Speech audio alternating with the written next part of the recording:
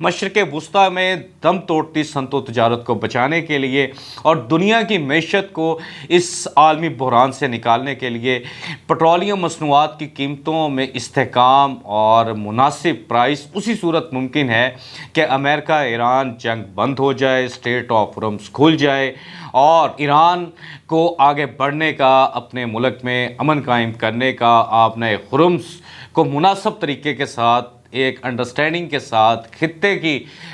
جو وہاں پہ مشاورت کے ساتھ کوئی ایسی پالیسی مرتب کر کے چلانے کا اگر کوئی راستہ ایران کو دیا جائے، آبنائے ہرمز چل جائے، پھر ہی پٹرول کا یہ عالمی بحران ختم ہو سکتا ہے۔ مگر اس کے ساتھ ساتھ حکومت پاکستان کو بیرونی مسائل